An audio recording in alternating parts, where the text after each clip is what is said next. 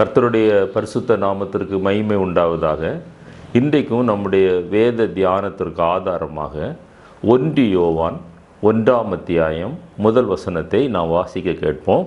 ஆதி முதல் இருந்ததும் நாங்கள் கேட்டதும் எங்கள் கண்களினாலே கண்டதும் நாங்கள் நோக்கி பார்த்ததும் எங்கள் கைகளினாலே தொட்டதுமாயிருக்கிற ஜீவ வார்த்தையை குறித்து உங்களுக்கு அறிவிக்கிறோம். கர்த்தருடைய பரிசுத்த நாமத்திற்கு மகிமை உண்டாவதாக. ஒரு நிமிடம் நம்முடைய கண்களை மூடி தலைகளை தாழ்த்தி கர்த்தரை நோக்கி பார்ப்போம். நல்ல ஆண்டவரே, நாங்கள் உம்மை நன்றியோடு கூட துதிக்கிறோம். இந்த நாளிலும் தகப்பனே, இந்த வசனத்தின் மூலமாக கர்த்தர் எங்களோடு கூட நீர் இடைபடும்படியாய் ஜெபிக்கிறோம்.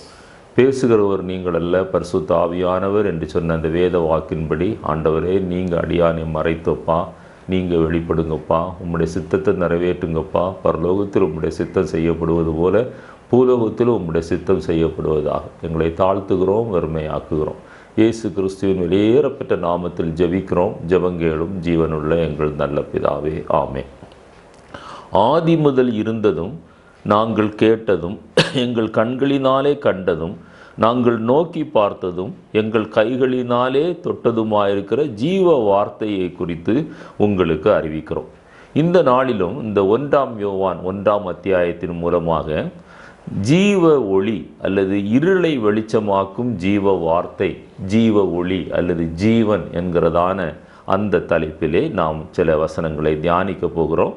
தேவன் தாமே இதை நமக்கு ஆசீர்வாதமாக்கி தருவாராக. இந்த 1 யோவான் 1ஆம் அத்தியாயத்திலே 5வது வசனத்திலே நாம் பார்க்கும்போது தேவன் எப்படி இருக்கிறார் என்று அங்கு எழுதப்பட்டிருக்கிறது. அந்த வசனத்தை வாசியுமா? தேவன் ஒளியாய் இருக்கிறார், அவரில் எவ்வளவேனும் இருள் இல்லை. இது நாங்கள் அவரிடத்தில் கேட்டு உங்களுக்கு அறிவிக்கிற விசேஷமாய் இருக்கிறது. இன்றைக்கு உங்களுக்கு நான் அறிவிக்கிற விசேஷம், அன்றைக்கு யோவான் மூலமாக ஆவியானவர் அறிவித்த அதே விசேஷத்தை இன்றைக்கு அடியான் மூலமாக என்னை கேட்டுக்கொண்டிருக்கிற உங்கள் ஒவ்வொருவருக்கும் நான் அறிவிப்பது என்னவென்றால், நாம் ஆராதிக்கிற தேவன் அவர் ஒளியாக இருக்கிறார், அவரில் எவ்வளவேனும் இருள் இல்லை. இதை நாங்கள் அனுபவித்திருக்கிறோம், அவரிடத்தில் கேட்டிருக்கிறோம், அவரிடத்தில் கண்டிருக்கிறோம், நாங்கள் அதை எங்களுடைய வாழ்க்கையில் அபியாசப்படுத்தியிருக்கிறோம். அவரிடத்தில் எவ்வளவேனும் இருள் இல்லை, அவர் ஒளியாக இருக்கிறார் என்கிற செய்தியை இந்த நாளிலே நாங்கள் உங்களுக்கு சுவிசேஷமாக அறிவிக்கிறோம். யோவான் எழுதின சுவிசேஷம் 8ஆம் அத்தியாயம் 12வது வசனத்திலே நான் வாசிக்கும்போது ஆண்டவராய் இயேசு கிறிஸ்து தன்னை எப்படி அறிமுகப்படுத்துகிறார் என்றால், நான் உலகத்திற்கு ஒளியாயிருக்கிறேன், என்னை பின்பற்றுகிறவன் இருளிலே நடவாமல் ஜீவ ஒளியை அடைந்திருப்பான். ஜீவ வார்த்தை என்று பார்த்தோம். 2வது வசனத்திலே நீங்கள் வரும்போது 1 யோவான் 1ஆம் அத்தியாயம் 2வது வசனத்திலே அந்த ஜீவன் வெளிப்பட்டது என்று ஆண்டவராய் இயேசு கிறிஸ்துவை குறித்து எழுதப்பட்டிருக்கிறது. யோவான் 8:12 நான் வாசிக்கும்போது, நான் உலகிற்கு ஒளியாயிருக்கிறேன். அந்த உலகிற்கு ஒளியாயிருக்கிற ஆண்டவராய் இயேசு கிறிஸ்துவை யார் தங்களுடைய வாழ்க்கையிலே சொந்த இரட்சகராக ஏற்றுக்கொண்டிருக்கிறார்களோ அவர்களுள் வாழ்க்கையிலே இருள் இருக்காது, அவர்களும் ஒளி பெற்றிருப்பார்கள். அந்த ஒளி அவர்களிடத்திலிருந்து பிரகாசிக்கும். அந்த வசனத்தை வாசிப்போம். யோவான் 8:12. மறுபடியும் இயேசு ஜனங்களை நோக்கி, நான் உலகத்திற்கு ஒளியாய் இருக்கிறேன், என்னை பின்பற்றுகிறவன் இருளிலே நடவாமல் ஜீவ ஒளியை அடைந்திருப்பான் என்றார். ஏன் இந்த சுவிசேஷத்தை தொடர்ந்து நாங்கள் பிரசங்கிக்கிறோம் என்றால், இதோட எத்தனையோ பாடுகள் சிரமங்களுக்கு மத்தியிலே பல பிரயாசங்கள் பட்டு ஏன் இந்த வயதிலும் ஆண்டவருடைய வார்த்தையை உங்களுக்கு சொல்லி கொண்டிருக்கிறோம் என்றால், நாங்கள் பெற்ற அந்த ஜீவ ஒளி இதுவரைக்கும் பெறாத நீங்கள் ஒவ்வொருவரும் அதை பெற்று அனுபவிக்க வேண்டும் என்பதற்காகத்தான் அவர் சொல்கிறார், என்னை பின்பற்றுகிறவன். ஒருவேளை என்னை கேட்டுக்கொண்டிருக்கிற உங்களில் யாராவது ஒருவர் இதுவரை ஆண்டவராய் இயேசு கிறிஸ்துவை பின்பற்றாத ஒரு மனிதனாக மனுஷியாக இருப்பீர்களேயானால் இன்றைக்கு ஆண்டவர் உங்களை பின்பற்றும்படியாய் அழைக்கிறார். ஏன் பின்பற்றும்படியாய் அழைக்கிறார்? அவரை பின்பற்றுகிறவன் இருளில் நடவாமல் ஜீவ ஒளியை அடைந்திருப்பான். அதே 1 யோவான் 1ஆம் அத்தியாயம் 5வது வசனத்திலே நாம் வாசித்தோம், அவரில் எவ்வளவேனும் இருள் இல்லை, அவரில் எவ்வளவேனும் இருள் இல்லை. ஏன் அவரில் எவ்வளவேனும் இருள் இல்லை என்றால், ஒளியும் இருளும் ஒன்று சேராது. ஒரு இருண்ட அறைக்குள்ளே நீங்கள் செல்லுங்கள், அங்கே போய் அங்கே இருண்ட அறைக்குள் செல்வதற்கு முன்பாக நீங்கள் தன்னிச்சையாகவே என்ன செய்கிறீங்க, உங்களுடைய கையில் இந்த சுவிட்சை ஆன் பண்ணுறீங்க. ஆன் பண்ண உடனே அங்கே வெளிச்சம் வருகிறது, அந்த இருள் மறைந்து போகிறது. ஒளியும் இருளும் ஒன்றாக இணைந்து வாழ முடியாது. அவர் ஒளியாய் இருக்கிற தேவனாய் இருக்கிறபடினால் அவரிடத்தில் கொஞ்சமேனும் ஒளி இருள் இல்லை என்று அவரை குறித்து சாட்சி சொல்கிறார். நீங்களும் நானும் அதை நம்முடைய வாழ்க்கையிலே நாம் பார்க்கிறோம். அவருடைய காரியங்களை நீங்கள் தியானித்து பார்ப்பீர்களேயானால் அதையும் நீங்கள் அறிந்து கொள்ள முடியும். யோவான் எழுதின சுவிசேஷத்திலே 12ஆம் அத்தியாயம் 35வது வசனத்தில் இயேசு திரும்ப தன்னை அறிமுகப்படுத்தும் போது, தன்னை பற்றி சொல்லும்போது, இன்னும் கொஞ்ச காலம் ஒளி உங்களிடத்தில் இருக்கும், இருளில் நீங்கள் அகப்படாதபடி ஒளி உங்களோடு இருக்கையில் நடவுங்கள், இருளில் நடக்கிறவன் தான் போகிற இடம் இன்னதென்று அறியான். ஏன் இந்த ஒளியை குறித்து, இந்த ஜீவ ஒளியை குறித்து உங்களிடத்திலே நாங்கள் திரும்ப திரும்ப சொல்கிறோம் என்றால், இருளில் நடக்கிற மனுஷன் தான் போகிற இடம் இன்னதென்று அறியான். ஆனால் இயேசு கிறிஸ்துவை பின்பற்றுகிற ஒரு மனிதன் இந்த உலகத்தில் எத்தனை பாடுகள் உபத்திரவங்களுக்குள்ளாக அவன் கடந்து போனாலும் அவனுடைய டெஸ்டினேஷன், அவன் போகிற இடம், அவன் ஒரு பிரயாணம் பண்ணுகிறோம், அந்த பிரயாணத்தில் எங்கே போய் இறங்குகிறோம் என்று நமக்கு தெரிய வேண்டும். ஆனால் இருளிலே நடக்கிற மனிதனுக்கு அவன் எங்கே போய் இறங்க வேண்டும் என்று தெரியாத ஒரு நிலைமை. அவன் மரண பள்ளத்தாக்குக்கு நேராக, நரகத்திற்கு நேராக கடந்து போகிறான். ஆனால் ஒளியை பின்பற்றி அந்த இருள் நம்மை விட்டு அகலும்போது நாம் செல்ல வேண்டிய இடம் நமக்கு என்னதென்று தெரியும். ஒரு வசனம் உண்டு, ஊருக்கு போகும் வழியை மூடன் அறியாததினாலே தொல்லை அதிகம், அவனுக்கும் தொல்லை, அவனோடு கூட சேர்ந்தவர்களுக்கும் தொல்லை. அதே போல ஆண்டவராய் இயேசு கிறிஸ்துவை பின்பற்றாத ஒரு மனிதன் தனக்கும் உபத்திரவமாயிருக்கிறான், தன்னை சார்ந்தவர்களுக்கும் உபத்திரவமாயிருக்கிறான். ஆனால் இயேசு கிறிஸ்துவை பின்பற்றுகிற மனிதன் அவன் போகிற இடம் இன்னதென்று அறிந்திருக்கிறான். அந்த வசனத்தை நாம் வாசிக்க கேட்கலாம். அதற்கு இயேசு, இன்னும் கொஞ்ச காலம் ஒளி உங்களிடத்தில் இருக்கும், இருளில் நீங்கள் அகப்படாத படிக்கு ஒளி உங்களோடு இருக்கையில் நடவுங்கள், இருளில் நடக்கிறவன் தான் போகிற இடம் இன்னதென்று அறியான். தான் போகிற இடம் இன்னதென்று அறியான். இன்றைக்கு ஆண்டவராய் இயேசு கிறிஸ்துவை பின்பற்றின அநேக ஜனங்கள், இருளிலிருந்து வெளிச்சத்திற்கு வந்த ஜனங்கள், அவங்களுடைய வாழ்க்கையிலே சில குறிப்பிட்ட காலகட்டங்களிலே வரும்போது, குறிப்பாக திருமண நாட்கள் வரும்போது, அவர்கள் இருளோடு கூட இணைந்து ஒருவர்களை பணத்திற்காக அல்லது கலருக்காக அல்லது ஜாதிக்காக, ஆங்கிலத்திலே 3C என்று சொல்வார்கள், கேஷ், காஸ்ட், கலர் என்று சொல்வார்கள். இந்த மூன்று Cக்கும் சிலர் முக்கியத்துவம் கொடுப்பார்கள். ஆனால் ஒளியை நாம் பின்பற்றுகிறோமா, அந்த ஒளியின் ஐக்கியத்தில் தொடர்ந்து நாம் இருக்கிறோமா என்பதை குறித்து அவர்கள் சிந்திக்கவில்லை. எனவே தான் பவுல் அப்போஸ்தலர் சொல்லும்போது 2 கொரிந்தியர் 6ஆம் அத்தியாயம் 14வது வசனத்திலே, அந்நிய நுகத்திலே பிணைப்படாதிருங்கள். நீங்கள் ஒளியை பெற்றுக்கொண்ட நீங்கள், இருளிலிருந்து வெளிச்சத்திற்கு வந்த நீங்கள், பணத்திற்காகவோ நிறத்திற்காகவோ அல்லது அந்தஸ்திற்காகவோ அல்லது வேறு ஏதாவது ஒரு சலுகைக்காகவோ தேவனை அறியாத ஒரு மனுஷியை உங்களுடைய வாழ்க்கையில் சொந்தமாய் ஏற்றுக்கொள்ளாதீங்க. அவர்களை உங்களுடைய வாழ்க்கையில் துணையாக ஏற்றுக்கொள்ளாதீங்க.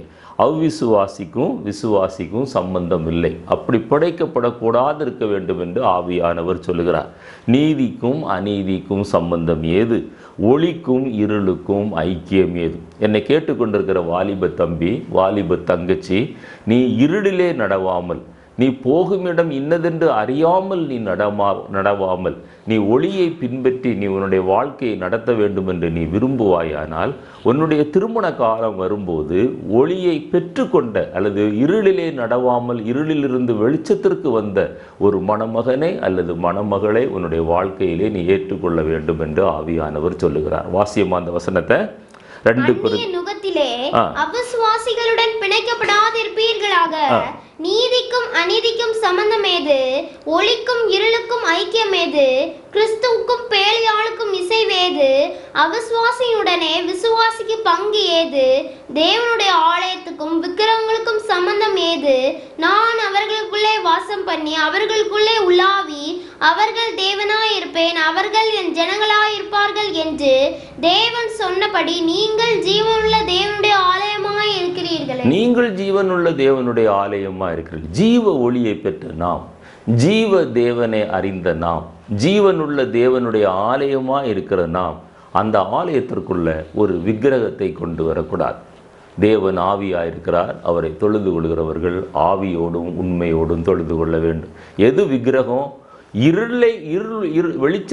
இருளிலிருந்து வெளிச்சத்திற்கு வராத ஒரு நபரை நீங்கள் உங்களுடைய வாழ்க்கையில் துணைவராக நீங்கள் தெரிந்தெடுப்பீர்களேயானால் ஒரு விக்கிரகம் உங்களுடைய வாழ்க்கையில் வருகிறது, ஒரு இருள் உங்களுடைய வாழ்க்கையில் வருகிறது. மிகவும் கவனமாக இருங்க. பெற்றோர்களும் இந்த காரியத்தில் கவனமாக இருங்க. உலகத்தில் பணத்தை காட்டிலும் அல்லது கலரை காட்டிலும் அல்லது மற்ற எல்லா அந்தஸ்துகள் நீங்கள் தேடுகிறீர்களே, அது எல்லாவற்றை காட்டிலும் நீங்கள் தேடுகிற உங்கள் மருமகன் அல்லது உங்கள் மருமகள் ரட்சிக்கப்பட்டவர்களாக இருக்கிறார்களா? அவர்கள் இயேசு கிறிஸ்துவை உத்தமமாய் பின்பற்றுகிறவர்களாக இருக்கிறார்களா? இருளிலிருந்து அவர்கள் வெளிச்சத்திற்கு வந்திருக்கிறார்களா? இதற்கு நீங்கள் முதலிடம் கொடுப்பீர்களேயானால் நீங்கள் போகும் இடம் என்னதென்கிற நிச்சயம் உங்களுடைய வாழ்க்கையில் இருக்கும்.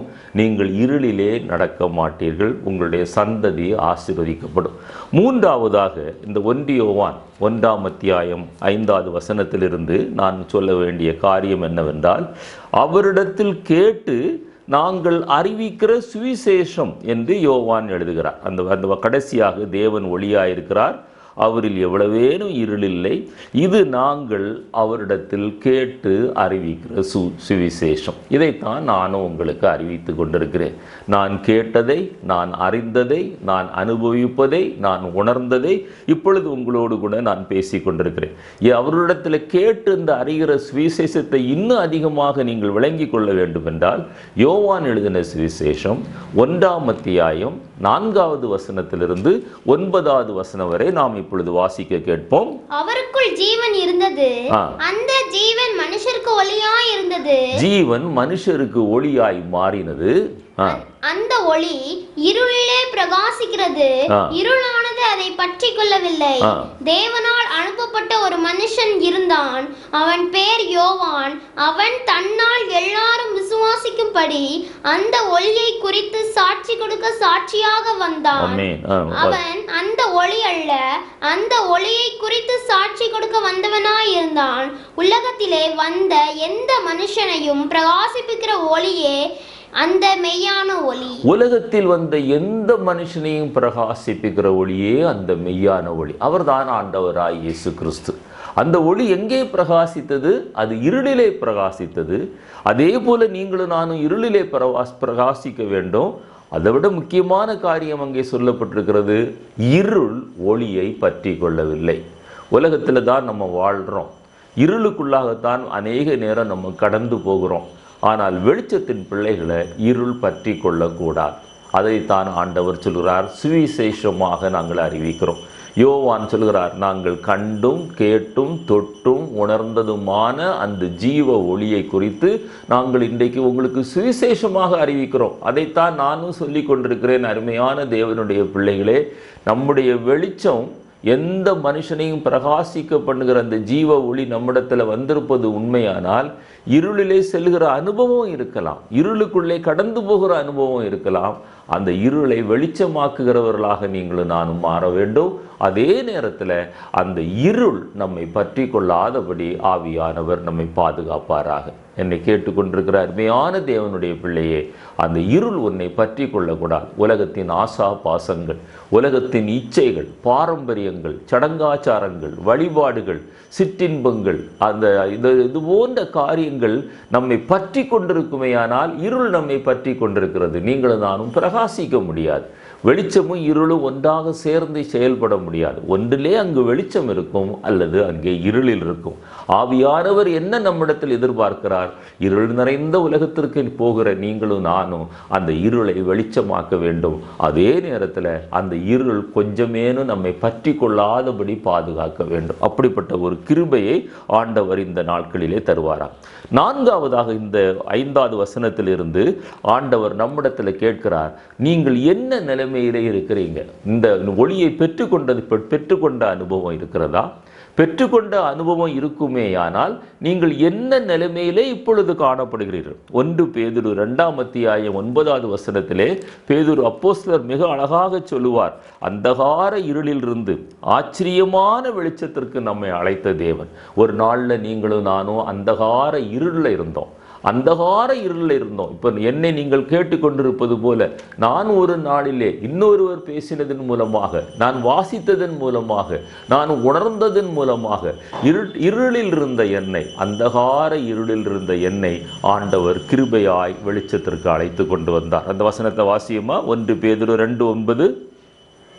நீங்களோ உங்கள் அந்த காலத்தினின்று தம்முடைய ஆச்சரியமான ஒளியிடத்திற்கு வரவழைத்தவருடைய புண்ணியங்களை அறிவிக்கும்படி தெரிந்து கொள்ளப்பட்ட சந்ததியாயும் ராஜரீகமான ஆசாரிய கூட்டமாயும் பரிசுத்த ஜாதியாயும் அவருக்கு சொந்தமான ஜனமாயும் இருக்கிறீர்கள். பாருங்க, அது எவ்வளவு காரியங்களை சொல்கிறார். தெரிந்து கொள்ளப்பட்ட சந்ததி, ராஜரீக கூட்டம், ஆசாரிய கூட்டம், அவரை அறிவிக்கிற பரிசுத்த ஒரு ஜாதி. இதெல்லாவற்றுக்காகத்தான் ஆண்டவர் நம்மை இருளில் இருந்து வெளிச்சத்திற்கு அழைத்தார். அழைக்கப்பட்ட நாம் இந்த 4 நிலைகளிலும் செயல்படுகிறோமா? இந்த 4 நிலைகளிலும் செயல்படுகிறோமா? அப்படி செயல்பட்டு கொண்டு இருந்தால் தான் அழைத்ததனுடைய நோக்கம் நம்முடைய வாழ்க்கையில் நிறைவேறும். 2 கொரிந்தியர் 4:6 வசனத்தில் வேதம் சொல்கிறது, அவர் வெளிச்சத்தை நாம் பெற்றுக்கொண்ட போது நம்முடைய இருதயங்களிலே அவர் பிரகாசித்தாராம். நம்முடைய இருதயங்களில் அவர் பிரகாசித்தார் என்று ஆண்டவர் சொல்லுகிறார். அந்த வசனத்தை வாசியுமா? இருளில் இருந்து வெளிச்சத்தை பிரகாசிக்க சொன்ன தேவன் இயேசு கிறிஸ்துவின் முகத்தில் உள்ள தமது மகிமையின் அறிவாகிய ஒளியை தோன்ற பண்ணும் பொருட்டாக எங்கள் இருதயங்களிலே பிரகாசித்தார். இதுதான் ரட்சிப்பின் அனுபவம். இருளில் இருந்தோம்ப்பா. ஒரு நாளில் நான் இருளில் இருந்தேன், தேவனை அறியாதவனாக இருந்தேன், தேவனை தூஷிக்கிறவனாக இருந்தேன், நிந்திக்கிறவனாக இருந்தேன். அப்போ அப்படிப்பட்ட சூழ்நிலையில் நீர் என்னை அழைத்தது மாத்திரமல்லப்பா, நீர் என்னை அழைத்தது மாத்திரம் அல்ல ஆண்டவரே, என்னுடைய இருதயத்தில் நீர் தொடர்ந்து பிரகாசித்து கொண்டிருக்கிறீர். அப்படிப்பட்ட கிருபையை ஆண்டவர் இந்த நாட்களில் நமக்கு தரும்படியாய் ஜெபிப்போம். லூக்கா எழுதின சுவிசேஷத்தில் 2ஆம் அத்தியாயம் 30-35 வசனங்கள் வரை நீங்கள் வாசித்து பாருங்க. அதில் சிமியோன் ஆண்டவராய் இயேசு கிறிஸ்துவை பிரதிஷ்டை பண்ணுவதற்காக கொண்டு போயிருக்கிறாங்க. அந்த குழந்தையை கையில் வைத்து கொண்டு அவர் சொன்னதான ஒரு காரியம் என்னவென்றால், புறஜாதிகளுக்குள்ளே பிரகாசிக்கிற ஒளியாகவும் உம்முடைய ஜனமாகிய இஸ்ரவேலுக்கு மகிமையாகவும் நீர் இந்த உலகத்திலே தோன்றியிருக்கிறீர். நீங்களும் நானும் புறஜாதிகளுக்குள்ளே பிரகாசிக்கிற ஒளியாக மாற வேண்டும். இஸ்ரவேலுங்கிறது புதிய ஏற்பாட்டின்படி ரட்சிக்கப்பட்ட ஜனங்கள். இந்த ரட்சிக்கப்பட்ட ஜனங்களில் நீங்களும் நானும் கர்த்தரை மகிமைப்படுத்துகிறவர்களாய் மாற வேண்டும். இதுதான் நீங்களும் நானும் ஒளியை பெற்றுக்கொண்ட அனுபவம். இதைத்தான் பேதுரு சொல்லும்போது பரிசுத்த சந்ததி என்று சொன்னார், தெரிந்து கொள்ளப்பட்ட ஜனம் என்று சொன்னார், ஆசாரியர் கூட்டம் என்று சொன்னார், இயேசு கிறிஸ்துவனுடைய புண்ணியங்களை அறிவிப்பதற்காக தெரிந்து கொண்ட ஜாதி என்று சொன்னார். என்னை கேட்டுக்கொண்டிருக்கிற அருமையான தேவனுடைய பிள்ளையே, ஒளி நம்மிடத்தில் வந்தது உண்மையானால் இந்த காரியங்கள் நம்முடைய வாழ்க்கையிலே நிறைவேற வேண்டும். இது நிறைவேறுகிறதா இல்லையா என்பதை நீங்களும் நானும் ஆராய்ந்து பார்க்க வேண்டும். இன்னும் கொஞ்சம் அதிகமாக நீங்கள் தியானித்து பார்ப்பீர்களேயானால் நம்முடைய நிலை எப்படி இருக்க வேண்டும் என்று ஆண்டவராய் இயேசு கிறிஸ்து சொல்கிறார் என்றால், மத்தேயு சுவிசேஷம் 10ஆம் அத்தியாயம் 27வது வசனத்திலே, நான் உங்களுக்கு இருளில் சொல்லுகிறதை நீங்கள் வெளிச்சத்திலே சொல்லுங்கள், காதிலே கேட்கிறதை நீங்கள் வீடுகளின் மேல் பிரசித்தம் பண்ணுங்கள். வெளிச்சத்தை பெற்றுக்கொண்ட ஒரு மனிதன் வெளிச்சத்தை பெறாத ஒரு மனிதனோடு சம்பாஷிக்கும் போது தான் பெற்றுக்கொண்ட வெளிச்சத்தை குறித்து அந்த பெறாத மனிதனிடத்தில் சொல்லாமல் இருக்கவே முடியாது. இதுதான் ரட்சிப்பின் அடையாளம். ரட்சிக்கப்பட்ட நான் என்னுடைய வாயை மூடிக்கொண்டிருப்பேனேயானால், தேவன் என்னை ரட்சித்த மகிமையான அந்த அனுபவத்தை நான் சொல்லாதிருப்பேனேயானால், இருளில் இருக்கிற ஒரு மனிதனை வெளிச்சத்திற்கு வா என்று நான் சொல்லாதிருப்பேனேயானால் நான் ரட்சிக்கப்படவில்லை. எனவே தான் ஆண்டவராய் இயேசு கிறிஸ்து சொல்கிறார், இருளிலே நான் சொல்லுகிறதை நீங்கள் வெளிச்சத்திலே போய் சொல்லுங்கள், காதுகளிலே நீங்கள் கேட்டதை நீங்கள் வீட்டின் மேல் போய் நீங்கள் பிரசித்தம் பண்ணுங்கள். தொடர்ந்து நீங்கள் ஆண்டவர் என்ன எதிர்பார்க்கிறார் என்று பார்ப்பீர்களேயானால், ஏசாயா 42:6 ஆண்டவராய் இயேசு கிறிஸ்து எதற்காக இந்த உலகத்திலே பிறந்தார் என்றால், குருடரின் கண்களை திறப்பதற்காக, கட்டுண்டவர்களை காவலில் இருந்து விடுவிப்பதற்காக, இருளில் இருந்தவர்களை விடுவிப்பதற்காக, வெளிச்சத்திற்கு நேராக அந்த இருளில் இருந்தவர்களை விடுவிக்கிற இடத்துல என்ன எழுதியிருக்கிறது என்றால், சிறைச்சாலையிலிருந்து விடுவிப்பதற்காக. ஏசாயா 42:6. எனவே அந்த ஒளி ஒளியை பெற்றுக்கொண்ட மனிதனுடைய வாழ்க்கையில 2 காரியங்கள் நிச்சயமாக நடைபெற வேண்டும். கட்டுண்டவர்களை கட்டவிழ்க்கிற காரியம், இன்னொன்று சிறைப்பட்டவர்களை சிறையிலிருந்து விடுவிக்கிற ஒரு அனுபவம். இது 2 நம்முடைய வாழ்க்கையில தொடர்ந்து நாம் செய்யாதிருப்போமேயானால் நீங்களும் நானும் பெற்றுக்கொண்ட வெளிச்சம் அது ஒரு கொஸ்டின் மார்க்காக மாறிவிடும். உண்மையிலே அந்த ஜீவ ஒளியை பெற்றிருப்போமேயானால், ஜீவ வார்த்தையை நீங்கள் நானும் பெற்றிருப்போமேயானால், எப்படி ஆகிலும் ஒரு ஆத்துமாவை ஆதாயம் பண்ண வேண்டும் என்ற தாகத்தில் கட்டுண்டவர்களை கட்டவிழ்க்கிறவர்களாக, சிறைப்பட்டவர்களை சிறையிலிருந்து விடுவிக்கிறவர்களாக நீங்களும் நானும் காணப்படுவோம். அந்த வசனத்தை வாசியம்மா. ஏசாய் கண்களை திறக்கவும், கட்டுண்டவர்களை காவலில் இருந்தும் இருளில் இருக்கிறவர்களை சிறைச்சாலையில் இருந்தும் விடுவிக்கவும் கர்த்தராகிய நான் நீதியின்படி உம்மை அழைத்து உம்முடைய கையை பிடித்து உம்மை தற்காத்து உம்மை ஜனத்திற்கு உடன்படிக்கையாகவும் ஜாதிகளுக்கு ஒளியாகவும் வைக்கிறேன். கர்த்தருடைய பரிசுத்த நாமத்திற்கு மகிமை உண்டாகும். 1 யோவான் 1ஆம் அத்தியாயம் 7வது வசனத்தில் வாசிக்கும்போது, இந்த அனுபவம் இல்லாத ஒரு மனிதன், நான் ஒளியை பெற்றுக்கொண்டேன் என்று சொல்லியும் இந்த அனுபவம் இல்லாத ஒரு மனிதனை குறித்து சொல்லப்பட்டிருக்கிறது. 1 யோவான் 1:7 வாசிக்க கேட்போம். அவர் ஒளியில் இருக்கிறது போல நாமும் ஒளியிலே நடந்தால் ஒருவரோடு மன்னிக்கோமா, 6வது வசனத்தை வாசியுமா. 1 யோவான் 1:6 வாசி. நாம் அவரோட ஐக்கியப்பட்டவர்கள் என்று சொல்லி இருளிலே நடக்கிறவர்களாய் இருந்தால் சத்தியத்தின்படி நடவாமல் பொய் சொல்லுகிறவர்களாய் இருப்போம். இன்றைக்கு அநேகர் நாங்கள் கிறிஸ்தவர்கள் என்று சொல்லுகிறார்கள், ஒளியை பெற்றுக்கொண்டவர்கள் என்று சொல்லுகிறார்கள். ஆனால் யோவான் மூலமாக பரிசுத்த ஆவியானவர் என்ன சொல்கிறார்? நாம் அவரோடு ஐக்கியப்பட்டவர்கள் என்று சொல்லியும் சொல்கிறோம். நம்ம சொல்கிறோம், நமக்கு ஒரு கிறிஸ்தவ பேர் இருக்கிறது, ஒரு கிறிஸ்தவ பேக்ரவுண்ட் இருக்கிறது, ஒரு கிறிஸ்தவ ஆலயத்திற்கு போகிறோம், ஊழியம் செய்கிறோம். ஆனால் அப்படி சொல்லியும் வேதம் சொல்கிறது, இருளிலே நடக்கிறவர்களாக இருந்தால், ஒளியும் இருளும் ஒன்றாக இருக்க முடியாது. எனவே வெளிப்பார்வைக்கு வெளிச்சத்தின் பிள்ளைகள், உள்பார்வைக்கு உள்ளான நிலைமையில இருளின் பிள்ளைகள் நடக்கிறவர்களாக இருந்தால் சத்தியத்தின்படி நடவாமல் ஊர் உலகத்திற்கு பொய் சொல்லுகிறவர்களாக நம்முடைய ஜீவியம் காணப்படுகிறது. என்னை கேட்டுக்கொண்டு நான் சொல்லுவது ஒரு வேளை உங்களுக்கு கடினமாக இருக்கலாம். ஆனால் வேத வசனத்திலே தான் நான் உங்களுக்கு சொல்லி கொண்டிருக்கிறேன். வெளிப்பார்வையில் ஒளியின் பிள்ளைகளை போல வேஷம், உள்ளால இருளின் அனுபவம், சத்தியத்தின்படி பொய் சொல்லுகிறவர்களாக இருப்போம். அவருடைய ஐக்கியத்திற்கு நாம் ஐக்கியப்பட்டிருக்கிறோம், வெளிச்சத்தை பெற்று கொண்டிருக்கிறோம் என்றெல்லாம் நாம் சொல்லுகிறோம்.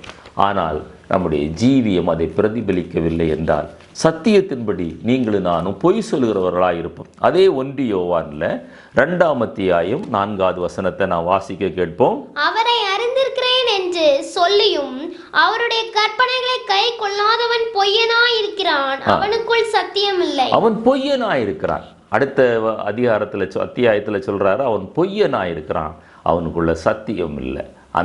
அப்படிப்பட்ட ஒரு சர்டிஃபிகேட்டை நீங்களும் நானும் பெறக்கூடாது.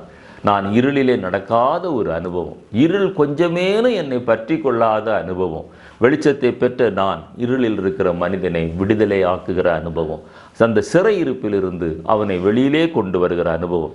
அதான் வெளிப்படுத்தின விசேஷம் 21ஆம் அத்தியாயத்தில் 24வது வசனம் என்ன சொல்கிறது?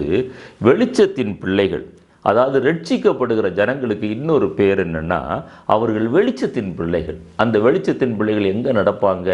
அவங்க வெளிச்சத்தில் தான் நடக்க முடியும், இருளில் நடக்க மாட்டாங்க. ஏனென்றால் இருள் அவர்களை பற்றி கொள்ளாது. ஒளிக்கும் இருளுக்கும் சம்பந்தம் ஏது? கொஞ்சமேனும் உறவு இல்லை. ஒளி வந்தால் இருள் மறைய வேண்டும். ரெண்டையும் நான் பாதுகாப்பேன் என்றால் ஒரு பரிதாபமான ஒரு வாழ்க்கை. பாதி உலகம், ஆவிக்குரிய ஜீவியம் பாதி. இது இரட்டை வேடம். திதுமு என்று தோமாவுக்கு இன்னொரு பேர் இருந்தது. அநேகர் இன்றைக்கு இரட்டை வேடம் போடுகிறார்கள். ஆவிக்குரிய வட்டாரத்தில் ஆவிக்குரியவர்களைப் போல பேசுகிறார்கள். உலகத்திற்குள்ளே போகும்போது உலகத்தாரை போல பேசுகிறார்கள். அவர்கள் வெளிச்சத்தின் பிள்ளைகள் என்று சொல்லி இருளின் பிள்ளைகளாக இருளிலே நடக்கிறார்கள். அந்த அனுபவம் நம்மளை விட்டு மாற வேண்டும் என்று ஆவியானவர் இன்றைக்கு விரும்புகிறார். அந்த வசனத்தை வாசியமா. ரட்சிக்கப்படுகிற ஜனங்கள் அதன் வெளிச்சத்திலே நடப்பார்கள். பூமியின் ராஜாக்கள் தங்கள் மகிமையையும் கனத்தையும் அதற்குள்ளே கொண்டு வருவார்கள். அப்படிப்பட்ட நீங்களும் நான், இந்த கிறிஸ்தவர்கள் எல்லாருமே கிறிஸ்தவர்களாக நடப்பார்களே ஆனால், வெளிச்சத்தின் பிள்ளைகளாக நடப்பார்களே ஆனால், இந்த தேசம் சந்திக்கப்படும், இந்த உலகம் ரட்சிக்கப்படும். சுவிசேஷ பிரசங்கம் தேவையில்லை, சுவிசேஷ பிரசங்கம் இல்லாமலே நம்முடைய நடக்கையினால ரட்சிப்பை நாம் மற்றவர்கள் பெற்றுக்கொள்ள நாம் அதற்கு காரணமாக இருக்க முடியும். 1 யோவான் 1ஆம் அத்தியாயம் 7வது வசனத்தில் இப்படிப்பட்ட ஒரு குறைபாடுகள் நம்முடைய வாழ்க்கையில் இருக்குமேயானால் ஆவியானவர் இந்த காலை வேளையில் நம்மோடு கூட என்ன சொல்கிறார் என்றால், நீங்களும் நானும் தேவ சமூகத்தில் அதை ஒத்துக்கொண்டு, ஆண்டவராய் இயேசு கிறிஸ்துவே, உம்முடைய திரு ரத்தத்தினால என்னை ஒரு விசை கழுவி சுத்திகரித்து என்னை பரிசுத்தப்படுத்தி முற்றிலும் என்னை வெளிச்சத்தின் பிள்ளையாக மாற்றும் என்று ஜெபிக்க வேண்டும். அந்த வசனத்தை வாசிப்போம். 7வது வசனத்தை, அவர் ஒளியில் இருக்கிறது போல நாமும் ஒளியிலே நடந்தால் ஒருவரோடு ஒருவர் ஐக்கியப்பட்டு இருப்போம். அவருடைய குமாரனாய இயேசு கிறிஸ்துவின் ரத்தம் சகல பாவங்களையும் நீக்கி நம்மை சுத்திகரிக்கும். இது ஆல்மோஸ்ட் எ பிரசன்ட் கண்டினியூஸ் ப்ராசஸ். அந்த வெளிச்சத்தின் பிள்ளைகளாக இருந்தா ஆண்டவரோடு கூட நீங்களும் நானும் ஐக்கியப்பட்டிருப்போம். ஒளிக்கும் இருளுக்கும் சம்பந்தம் ஏது? இருள் நம்மிடத்தில் இருந்தால் கர்த்தராகிய இயேசு கிறிஸ்துவோடு கூட நீங்களும் நானும் சரியாக ஐக்கியப்பட முடியாது. அந்த ஐக்கியம் நிலைத்திருக்க வேண்டும் என்றால் நீங்களும் நானும் ஒளியின் பிள்ளைகளாக இருக்க வேண்டும். அந்த ஒளியின் பிள்ளைகளாக இருக்கும்போது ஐக்கியம் நிலைக்கிறது. ஐக்கியம் நிலைக்கும் போது கர்த்தராகிய இயேசு கிறிஸ்துவனுடைய இரத்தம் அவ்வப்போது நம்முடைய வாழ்க்கையில் வருகிற அக்கிரமங்கள், மீறுதல்கள், பாவங்கள், பிழைகள், தவறுகள், தேவன் அங்கீகரிக்காத காரியங்கள், இது எதுவுமே வராதென்று நான் சொல்லவில்லை. இதெல்லாம் வருவதற்கு எல்லா வாய்ப்பும் இருக்கிறது. அது வரும்போதெல்லாம் அவருடைய இரத்தம் நம்மை கழுகி சுத்திகரித்து கொண்டே இருக்கும். It is a continuous process. ஆண்டவர் நம்மை சுத்திகரித்து கொண்டே இருக்கிற அனுபவம். சுத்திகரிப்பதற்கு நீங்களும் நானும் ஒப்பு கொடுக்கிற ஒரு அனுபவம் தான் அந்த வெளிச்சத்தின் பிள்ளைகளுடைய அனுபவம். சுத்திகரிக்க அந்த சோப்பை எடுத்து நம்ம உடம்புல போட்டால் தான் அந்த அழுக்கு நம்முடைய சரீரத்திலிருந்து வெளியில் போகிறது. அல்லது சோப்பு டப்பாவில் இருக்கும், அல்லது சோப்பு கடையில் இருக்கும், அழுக்கு நம்ம சரீரத்தின் மேலே இருக்கும். அது அல்ல சுத்திகரிக்கும். அவருடைய இரத்தம் நம்முடைய சகல பாவங்களையும் நீக்கி சுத்திகரிக்கிற ஒரு அனுபவம். மத்தேயு எழுதின சுவிசேஷம் 5ஆம் அத்தியாயம் 14 16 வரை வாசிப்பீங்கன்னா, நீங்கள் பூமிக்கு உப்பாக இருக்கிறீர்கள். 13 சொல்கிறார், இந்த உப்பு சாரமற்று போனால் அது எதற்கு பயன்படும்? வெளியே கொட்டப்படுவதற்கும் மனுஷரால் மிதிக்கப்படுவதற்கும் ஒழிய ஒன்றுக்குமே பயன்படாது. 14வது வசனத்தில் சொல்கிறார், நீங்கள் பூமிக்கு ஒளியாக இருக்கிறீர்கள். அது சொல்லிட்டு அந்த ஒளி எப்படி இருக்கணுங்கிறத அவர் தொடர்ந்து சொல்றார். அந்த வசனத்தை வாசியமா 14. மலையின் மேல் இருக்கிற பட்டணம் மறைந்திருக்க மாட்டாது. விளக்கை கொளுத்தி மரக்காலால் மூடி வைக்காமல் விளக்கு தண்டின் மேல் வைப்பார்கள். அப்பொழுது அது வீட்டில் உள்ள யாவருக்கும் வெளிச்சம் கொடுக்கும். இவ்விதமாய் மனுஷர் உங்கள் நற்கிரியைகளை கண்டு பரலோகத்தில் இருக்கிற உங்கள் பிதாவை மகிமைப்படுத்தும்படி உங்கள் வெளிச்சம் அவர்கள் முன்பாக பிரகாசிக்க கடவது. அந்த மரக்காலால் மூடி வைக்கிற அனுபவம் அல்ல. விளக்கு தண்டில் விளக்கை வைக்கும் போதுதான் அது வீடு முழுவதும் அது பிரகாசிக்கும். அதே போல் நம்முடைய வெளிச்சத்தை இருளில் இருக்கிற ஜனங்கள் பார்க்கும்போது தான் பரமபிதாவை மகிமைப்படுத்துவாங்க. என்னை கேட்டுக்கொண்டிருக்கிற அருமையான தேவனுடைய பிள்ளையே, அந்த வெளிச்சத்தில் நடக்கிற அனுபவம் நம்மிடத்தில் இருந்தால் இருளில் இருக்கிற பிள்ளைகள் நம்மிடத்தில் இருந்து ஒரு வெளிச்சத்தை காண வேண்டும். யோவான் எழுதின சுவிசேஷத்தில் 5ஆம் அத்தியாயம் 35வது வசனத்தில் யோவான் ஸ்நானகனை குறித்து ஆண்டவராக இயேசு கிறிஸ்து சாட்சி சொல்லும்போது, யோவான் ஸ்நானகன் அவன் எரிந்து பிரகாசிக்கிற விளக்காயிருந்தான். எரிந்து பிரகாசிக்கணும்னா அல்லது பிரகாசிக்கணும்னா நீங்களும் நானும் எரியணும். ஒரு கேண்டில் அது வெளிச்சத்தை கொடுக்கும்போது அது தன்னை மாய்த்து கொண்டே இருக்கிறது, அது உருகி கொண்டே இருக்கிறது, அது உருவழிந்து கொண்டே இருக்கிறது. ஒரு தியாகம் அங்கு நடக்கிறது. அதே போல தான் கர்த்தருக்காக நீங்களும் நானும் பிரகாசிக்கணும்னா நம்முடைய சுயம் சாம்பலாய் மாறணும். நமக்குள்ள ஒரு தியாகம் இருக்கணும். ஆண்டவரே, நான் எதை இழந்தாலும் பரவாயில்லை, என்னுடைய வெளிச்சத்தை நான் இழந்துடக்கூடாது. புறஜாதிகளுக்கு மத்தியில் இருளில் இருக்கிற ஜனங்கள் என்னுடைய வெளிச்சத்தை காணணும் ஆண்டவரே. அப்படிப்பட்ட ஒரு கிருபையை என்னுடைய வாழ்க்கையில் தாரும். சில இழப்புகள் வரும், அதில் நஷ்டங்கள் வரும், நாம் சில காரியங்களை விட்டுவிட வேண்டியது இருக்கும். ஆனால் யோவான் ஸ்நானகனை பொறுத்து சொல்கிறார், ஸ்திரீகளுக்குள்ள பிறந்ததில் யோவான் ஸ்நானகனை போல அவனை போல ஒரு பெரிய மனிதன் இல்லை. ஏன் அவனை போல பெரிய மனிதன் இல்லை? அவன் எரிந்து பிரகாசிக்கிற விளக்காயிருந்தான். எபேசியர் 5ஆம் அத்தியாயம் 8வது வசனத்திலிருந்து 14வது வசனத்து வரை நீங்கள் வீட்டில் போய் வாசித்து பாருங்க. அதைத்தான் ஆவியானவர் சொல்கிறார், வெளிச்சத்தின் பிள்ளைகளாயிருங்கள், வெளிச்சத்தின் பிள்ளைகளாயிருங்கள். வெளிச்சத்தை பெற்றுக்கொண்டது உண்மையானால் வெளிச்சத்தை தந்த அந்த தகப்பனுடைய ஜீவ ஒளி நம்மிடத்தில் இருப்பது உண்மையானால், அந்த ஜீவ வார்த்தை நம்மிடத்தில் இருப்பது உண்மையானால், அந்த வெளிச்சத்தை தந்த அந்த பரம தகப்பனுடைய பிள்ளைகள் நீங்களும் நானும் என்று வெளிச்சத்தை இதுவரைக்கும் பெற்றுக்கொள்ளாத அல்லது பெற்றுக்கொண்ட மக்கள் அதை அறிந்து கொள்ள ஏதுவாக நம்முடைய ஜீவியம் காணப்பட வேண்டும். நீங்களும் நானும் வெளிச்சத்தின் பிள்ளைகளாக வாழ்கிற ஒரு அனுபவம்.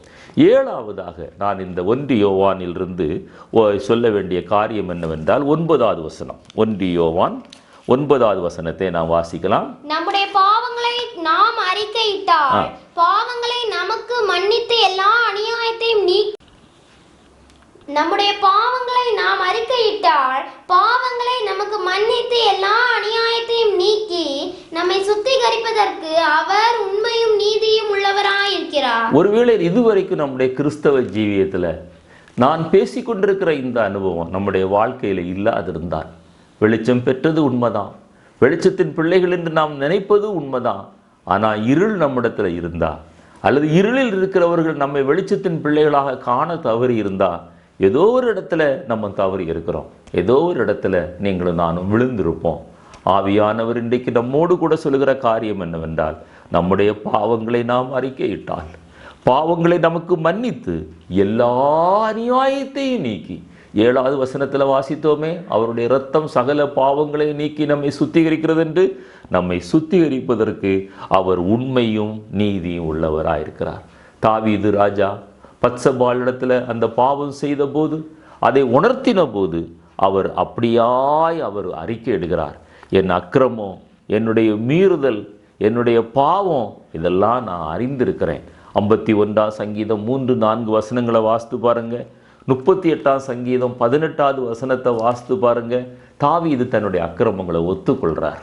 அதனால தான் தாவீது அவ்வளவு பெரிய ஒரு தவறை செய்த போதும் அவர் விபச்சாரம் பண்ணினார், கொலை செய்தார். ஆனால் ஆண்டவர் அவர் இருதயத்திற்கு ஏற்ற தாசன் என்று சொன்னார்னா பாவத்தை ஒத்துக்கொண்டார். வெளிச்சத்தின் பிள்ளையாக இருந்த அவர் இருளுக்குள்ளே போனது உண்மைதான். ஆனால் அந்த இருளுக்குள்ளே போனதை சுட்டி காட்டின போது தான் இருளில் இருக்கிறத உணர்ந்ததும் மாத்திரமல்ல, தேவ சமூகத்தில் கதறுகிறார், மன்றாடுகிறார். ஆண்டவரே என்னை சுத்திகரியும் என்று சொல்கிறார். ஈசோப்பினால என்னை கழுகி சுத்திகரியும் என்று சொல்கிறார். அவருடைய அக்கிரமங்களை, அவருடைய மீறுதல்களை, அவருடைய பிழைகளை அவர் ஒத்துக்கொள்கிறார். அதைத்தான் நீதிமொழிகள் 28:13 வாசிக்கிறோம். தன் பாவங்களை மறைக்கிறவன் வாழ்விடைய மாட்டான், அதை அறிக்கை செய்து விட்டு விடுகிறவனோ இரக்கம் பெறுவான். அதற்காக தொடர்ந்து அறிக்கை பண்ணுகிறார்களே, அந்த அனுபவம் இல்லை. அந்த அனுபவம் என்னவாய் முடியும் தெரியுமா? அடிக்கடி கடிந்து கொள்ளப்பட்டும் தன் பிடரியை கடினப்படுத்துகிறவன் சகாயமின்றி சடுதியிலே நாசமடைவான் என்று ஆவியானவர் எழுதி வைத்திருக்கிறார். பாவம் செய்து பாவம் செய்து பாவம் செய்து அறிக்கையிடுகிற அனுபவத்தை நான் சொல்லவில்லை. நம்முடைய வாழ்க்கையில் தவறும் போது, பிழைகளை செய்யும் போது, தவறுகள் வரும்போது, ஆவியானவர் உணர்த்தும் போது ஆண்டவருடைய சமூகத்தில் அதை ஒத்துக்கொண்டு அதை அறிக்கையிட்டால் எல்லா அநியாயத்தை நீக்கி சுத்திகரிப்பதற்கு, நம்மை சுத்திகரிப்பதற்கு அவர் உண்மையும் நீதியும் உள்ளவராயிருக்கிறார். அந்த வெளிச்சத்தின் தகப்பன் எப்படிப்பட்ட தகப்பன்? அவர் உண்மை உள்ள தகப்பன், நீதி உள்ள தகப்பன். நீங்களும் நானும் அந்த இருளோடு கூட இருப்பதை அவர் விரும்பவில்லை.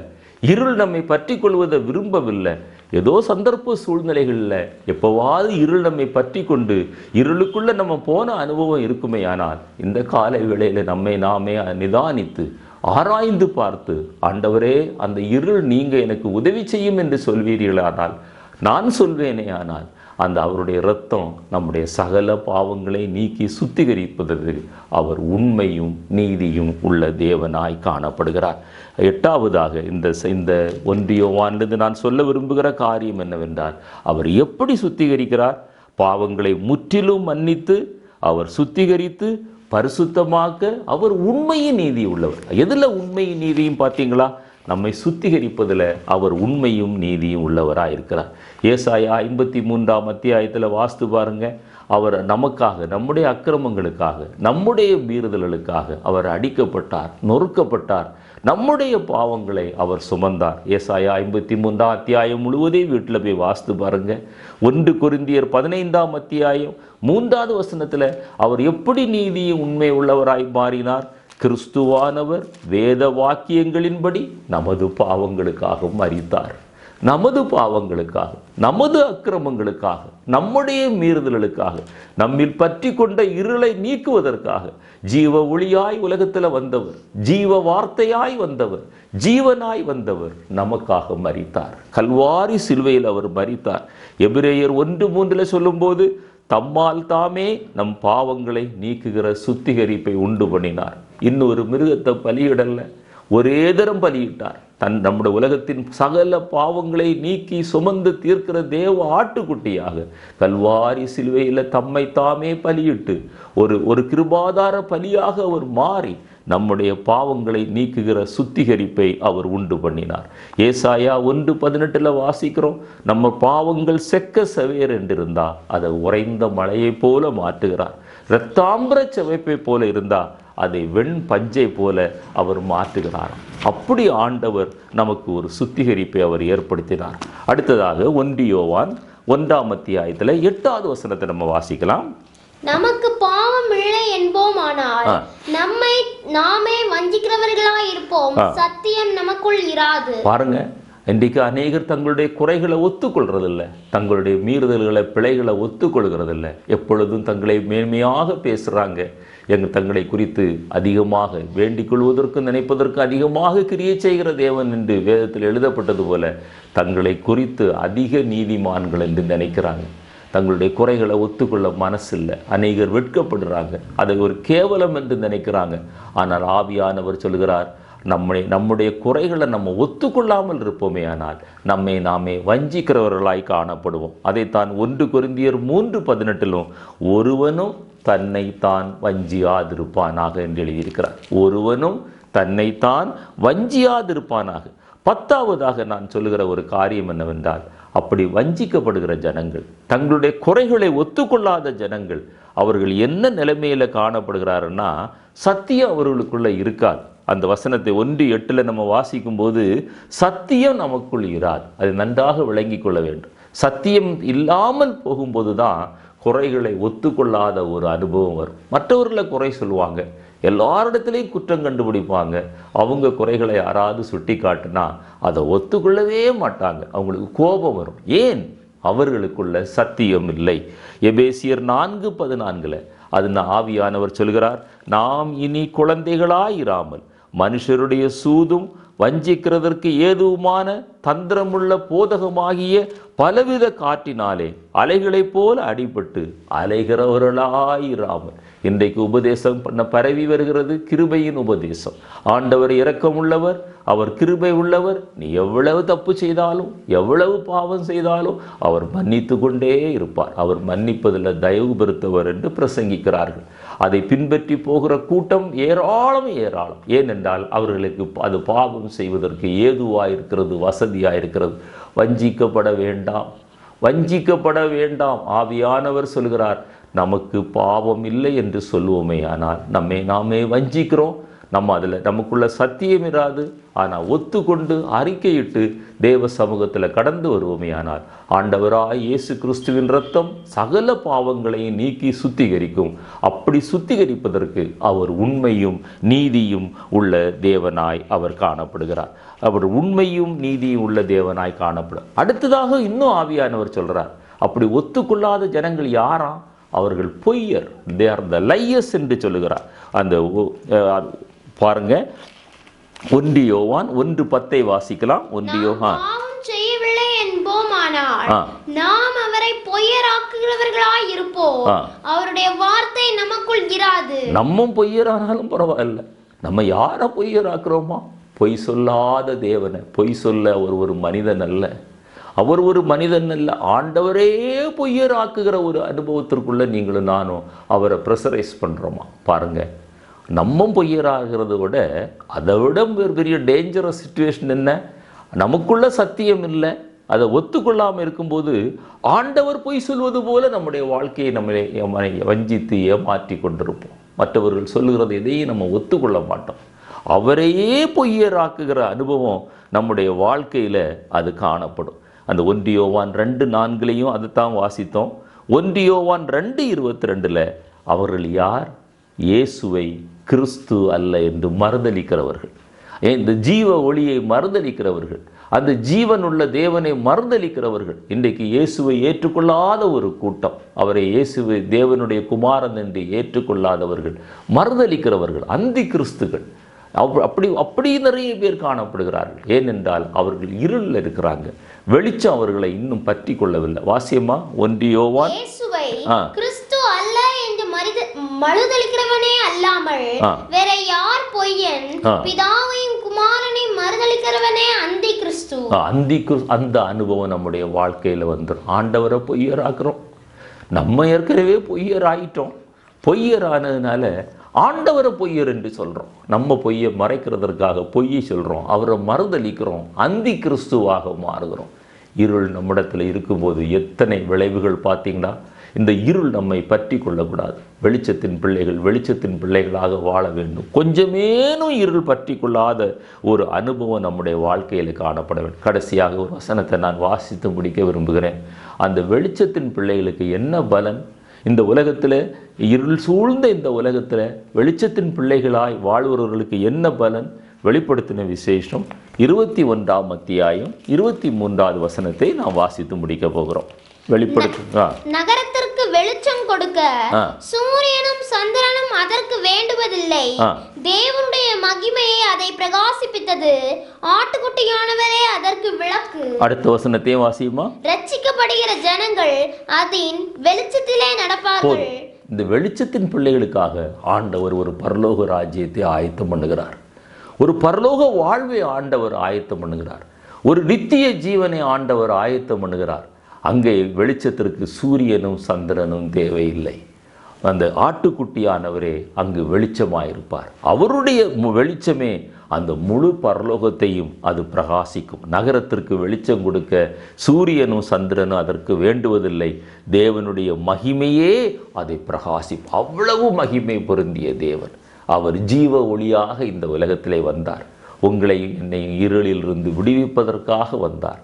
இருளிலிருந்து வெளியே வந்த நாம் கொஞ்சமேனும் இருள் நம்மை பற்றி கொள்ளாதபடி நம்மை பாதுகாத்து வெளிச்சத்திலே நடந்து இருளிலே இருக்கிற ஜனங்களை வெளிச்சத்திற்குள்ளாக கொண்டு வருவோமே. ஆனால் நமக்கு ஒரு பெரிய ஆசீர்வாதத்தை ஆண்டவர் வைத்திருக்கிறார். அதுதான் பரலோக ராஜ்யம். அந்த பரலோக ராஜ்யத்தில் நகரத்திற்கு வெளிச்சம் கொடுக்க சூரியனும் சந்திரனும் அதற்கு வேண்டுவதில்லை, அவருடைய மகிமையே அதை பிரகாசிப்பித்தது. ஆட்டுக்குட்டியானவரே அதற்கு விளக்கு. ரட்சிக்கப்படுகிற ஜனங்கள் அதன் வெளிச்சத்தில் நடந்தார்கள். தேவன் தாமே இந்த வார்த்தைகளை ஆசீர்வதிப்பாராக. பரிசுத்த வேதாகம சத்தியங்கள் ஒரு வழிகாட்டி. ஆசிரியர் டன்ஸ்டன் பி. ஆம்ப்ரோஸ். இந்த புத்தகத்தின் சிறப்பம்சம் நம்பிக்கையும் விசுவாசமும், ரட்சிப்பு, ஞான ஸ்நானம், ஜெபம், வேதமும் வேத தியானமும், பரிசுத்த ஆவியானவர், ஆராதனை, சபை, சோதனைகள், உபத்திரவங்கள் மற்றும் போராட்டங்கள், பரிசுத்தம் அல்லது சுத்திகரிப்பு, ஊழியம், ஊழியர்கள், சீஷத்துவம் மற்றும் சீஷர்கள், கொடுப்பது, தசமபாகம் மற்றும் காணிக்கைகள், தெய்வீக சுகம், கடைசி காலமும் இயேசு கிறிஸ்துவின் 2ஆம் வருகையும் ஆகிய 14 அடிப்படை உபதேசங்களை உள்ளடக்கிய ஒரு சிறப்பான புத்தகம். இதன் விலை ரூபாய் 550 மட்டுமே. இந்த புத்தகத்தை பெற தொடர்பு கொள்ள வேண்டிய முகவரி